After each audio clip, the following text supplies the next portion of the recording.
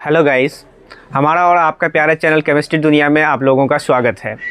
मैं Arshad Haseeb brainy universe platform की तरफ से सालिक सर की तरफ से आप लोगों को बायोलॉजी पढ़ाता हूं। अभी तक मैंने ह्यूमन फिजियोलॉजी का पहला चैप्टर का डाइजेशन और एब्जॉर्प्शन का 4 लेक्चर कर लिया है। ये 5वां लेक्चर होने जा रहा है। लास्ट लेक्चर में हमने टिथ कंप्लीट किया था बहुत अच्छे से। बोर्ड लेवल और जो भी नीट लेवल के पढ़ते हैं या कोई भी कंपटीशन लेवल का मैं आपको पढ़ा के बता दिया हूँ। सारा वीडियो अपलोडेड है यूट्यूब पर, आप सर्च करके देख सकते हैं मेरा वीडियो। तो टिथ के बारे में काफ़ी अच्छे से क्लियर करके आप लोगों को बताया। आज है दूसरा टॉपिक टंग। टंग बहुत ही इम्पोर्टेंट टॉपिक है। इससे भी 1-2 क्वेश्चन आते हैं बोर्ड में भी। बोर्ड तो 11th का नहीं होता है लेकिन कंपटीशन में आता है। तो चलिए बच्चों, टंग के बारे में हम लोग कुछ जानते हैं। बहुत छोटा टॉपिक है पर इम्पोर्टेंट है।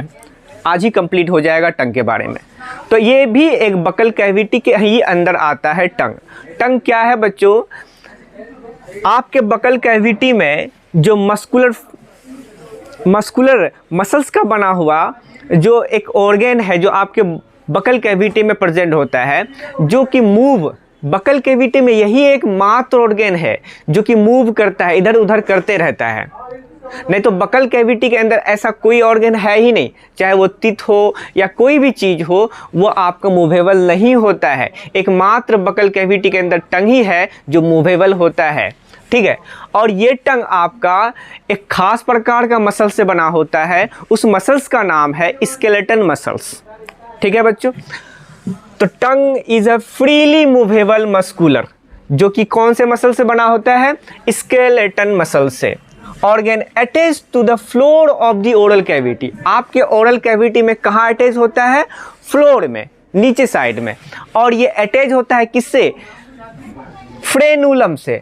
आप अपना टंग को ऊपर उठाएं तो ऊपर उठाएंगे तो नीचे, टंग के नीचे एक ऑर्गन मिलेगा आपको जो जुड़ा हुआ है, जो टंग से डायरेक्टली जुड़ा हुआ है और आपके नीचे वाले जॉ से जुड़ा हुआ है। तो जो आपको दिखेगा जो कि टंग से जुड़ा हुआ है, जिसके वजह से ना आपका ज़बान आगे की तरफ बहुत ज़्यादा नहीं आ जाता है, जो अटैच रहता है ताकि आपका ज़बान पीछे की तरफ ना चले जाए। एक पर्टिकुलर डिस्टेंस में ही अंदर जाता है या बाहर जाता है। तो वो पकड़े हुए कौन है? तो जो भी पकड़ा हुआ है जो आपको दिख रहा है, आप जबान को अपना टंग को ऊपर उठाएंगे तो आपको दिखेगा, तो उसी को हम बोलते हैं फ्रेनुलम। तो टंग एक फ्रीली मूवेबल मस्कुलर ऑर्गन है जो एक स्केलेटन मसल से बना होता है, जो आपके ओरल कैविटी के फ्लोर से अटैच्ड होता है। और किससे अटैच्ड होता है? फ्रेनुलम से, ठीक है। देखिए बच्चों, टंग का अगर ऊपर वाला सरफेस को देखा जाए तो ऊपर सरफेस में बहुत खुरदुरा टाइप का एक होता है, प्रोजेक्शन लाइक स्ट्रक्चर होता है, छोटा छोटा प्रोजेक्शन। आप अपने टंग के सरफेस पे अगर अपना हाथ फेरेंगे तो आपको एकदम रफ टाइप का महसूस होगा, प्रोजेक्शन लगेगा कि कुछ है। तो वही प्रोजेक्शन लाइक स्मॉल प्रोजेक्शन जो होता है उसी को ही हम पैपिली बोलते हैं, ठीक है बच्चों। तो जो कि आपके टंग के अपर सरफेस में होता है। और पैपिली के साथ साथ उसमें कुछ टेस्ट बड्स भी होते हैं, जो कि आप किसी भी तरह का कोई फूड अगर खाते हैं तो फूड में किस तरह का टेस्ट है नहीं है उसको पहचानने में मदद करता है ये टेस्ट बड। तो आपके टंग के अपर सरफेस में स्मॉल लाइक प्रोजेक्शंस होता है जिसको हम पैपिली कहते हैं। और साथ ही साथ कुछ मात्रा में टेस्ट बड भी होता है। अगर ह्यूमन टंग की बात किया जाए तो एवरेज में लगभग 2000 से लेकर 8000 ही टेस्ट बड आपके टंग में होता है। ह्यूमन टंग में 2000 से लेकर 8000 टेस्ट बड्स प्रेजेंट होते हैं टोटल, अगर गिना जाए तो, ठीक है। और प्रत्येक टेस्ट बड का लाइफ स्पेन 10 ही दिन होता है। यानी कि अगर कोई टेस्ट बड है तो 10 दिन के बाद फिर वो मर जाएगा, डेथ हो जाएगा, फिर उसके बदले में फिर नया कवर होगा, ठीक है। अगर टेस्ट बड का स्ट्रक्चर देखें बच्चों तो हमने क्या किया है कि टंग का अपर सरफेस ही लिया है। अपर सरफेस जो लिया तो अपर वाला सरफेस, टंग का जो अपर सरफेस होता है वो एक खास तरह का टिश्यू से बना होता है जिसको हम बोलते हैं इपिथेलियम। इसी वजह से मैंने टंग के अपर सरफेस को लिखा है इपिथेलियम ऑफ टंग। और इसी अपर सरफेस में स्मॉल प्रोजेक्शन होता है, स्मॉल प्रोजेक्शन होता है जिसको हम पेपिली बोलते हैं। ये पेपिली, कोई पेपिली बड़ा होता है, कोई पेपिली छोटा होता है, कोई पेपिली बहुत छोटा होता है। लेकिन इसी पेपिली में ये जो पेपिली, इसको हम ये जो बनाया हुआ है, ये गोल गोल बनाया हुआ स्मॉल प्रोजेक्शन लाइक स्ट्रक्चर जो बनाया हुआ, इसी को हम पेपिली कहते हैं। और इसी पेपिली में देखिए मैं बिंदा बिंदा करके डॉट डॉट लाइक स्ट्रक्चर मैंने बताया हुआ है, ये पेपिली के सरफेस पर है। तो ये पेपिली के सरफेस में जो ये डॉट डॉट लाइक स्ट्रक्चर है, ये कुछ और नहीं बच्चों, ये टेस्ट बड है। और इस टेस्ट बड से नर्व्स निकला हुआ रहता है और ये नर्व्स जाता है डायरेक्टली आपके ब्रेन तक, ताकि आप किसी भी तरह का कोई टेस्ट अगर आपको महसूस होता है तो इसको डिटेक्ट कर कर ये मैसेज कर देता है किसको, ब्रेन को। और फिर ब्रेन जो है उसको रिकग्नाइज करके बताता है कि ये वाला खाना किस तरह का टेस्ट है, इसमें नमक ज़्यादा है या चीनी ज़्यादा है, मीठापन ज़्यादा है या नमकीन है। तो इस तरह का टेस्ट हम यहीं से पता करते हैं। क्लियर हो गया बच्चों ये पेपिली के बारे में। देखिए बच्चों, अगर पेपिली का प्रकार देखा जाए तो टाइप्स ऑफ पेपिली, पेपिली कुल मिलाकर जो होते हैं वो 3 तरह के होते हैं। एक सर्कमवैलेंट पेपिली, दूसरा है फिलीफॉर्म पेपिली और तीसरा है फंगीफॉर्म पेपिली। ये 3 तरह का पेपिली आपके टंग में होता है। देखिए बच्चों, सर्कमवैलेंट पेपिली जो कि सबसे बड़ा पेपिली होता है, इसका शेप जो होता है बिल्कुल V को अगर उल्टा कर दिया जाए, अल्फ़ाबेट ABCD में जो V आता है, ये V अगर इसको उल्टा करके देखा जाए तो हम इसी V को हम बोलेंगे इन्वर्टेड V शेप्ड। तो सर्कमवैलेंट पेपिली भी आपका इन्वर्टेड V शेप में प्रेजेंट होता है टंग के सबसे पीछे वाले साइड में, ठीक है। और ये सर्कमवैलेंट पेपिली जो बहुत ही कम मात्रे में, सारे पेपिली में से सबसे कम नंबर इसी का होता है, लगभग 8 से लेकर 12 तक ही होता है। यानी लगभग 8 होगा नहीं तो 12 होगा, इतना ही नंबर में पेपिली प्रेजेंट होता है। कौन सा पेपिली? सर्कमवैलेंट पेपिली। लेकिन कम तो होता है, लेकिन कम होने के बावजूद भी इसमें टेस्ट बड्स ज़्यादा होते हैं।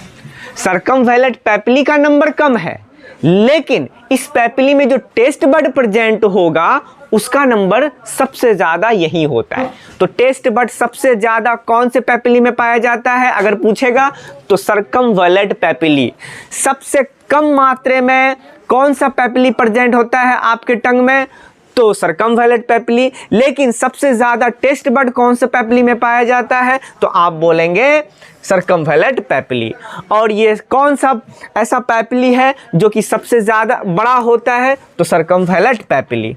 ठीक है बच्चों, कहा जाता है कि प्रत्येक पेपिली में, प्रत्येक सर्कमवैलेंट पेपिली, अब बताइए आपके टंग में लगभग कितना सर्कमवैलेंट पेपिली होता है? 8 से 12, 8 to 12 सर्कमवैलेंट पेपिली होता है। और एक एक पेपिली में 100 से लेकर 300 टेस्ट बड होता है।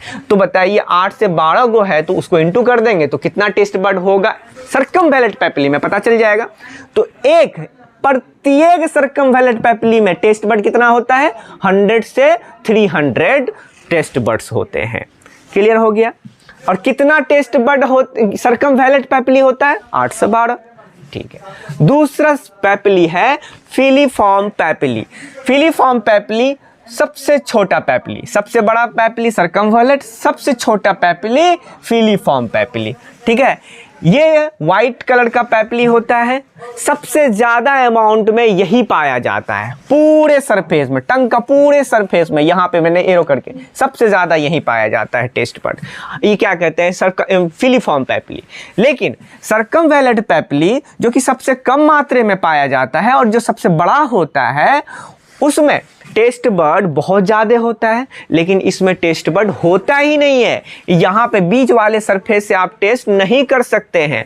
फंगीफॉर्म पेपिली, फंगीफॉर्म पेपिली जो कि आपके टंग के शुरुआती छोर में होता है, फंगीफॉर्म पेपिली। जो रेड पिंक डॉटेड स्ट्रक्चर आपको दिखेगा वही होता है आपका फंगीफॉर्म पेपिली। इसमें ये कहाँ प्रेजेंट होता है? आपके लेटरल साइड में भी प्रेजेंट यही होता है। तो present on lateral side of tongue, tongue के जो लेटरल साइड है यहाँ पे ये वाला पार्ट में यही वह फंगीफॉर्म पेपिली होता है। क्लियर हो गया बच्चों?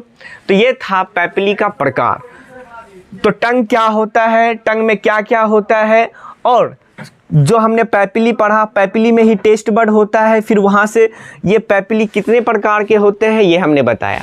इससे ज़्यादा अब टंग में कुछ नहीं है बच्चों, बस इतना ही बहुत है। एनसीईआरटी, अब ये लेक्चर देखने के बाद आप एनसीईआरटी खोलें और उसको रीडिंग डालें, आपको सारा कुछ एक एक करके समझ में आ जाएगा। और पॉज करके वीडियो को नोट्स में ज़रूर उतारा करें। मैं बार बार कहता हूँ वीडियो को पॉज करें और जो हमने लिखाया है बोर्ड में उसको अपने भी कॉपी में इसी तरह से सजा के लिखें, तब जाके आपको ज़्यादा बेहतर तरीके से समझ में आएगा। जो हमने लेक्चर में दिखाया आप समझें, और फिर जो नोट्स में लिखा है फिर नोट को पढ़ें, तब जाके एनसीईआरटी पढ़ें, फिर कहीं से भी क्वेश्चंस लगाएंगे वो आपको लग जाएगा। तो थैंक यू सो मच। अब आगे हम लोग अगला टॉपिक फेडिंग से लेके आएंगे, फिर वहाँ पर पढ़ाएंगे, फिर इस तरह से कंप्लीट करेंगे। Thank you so much.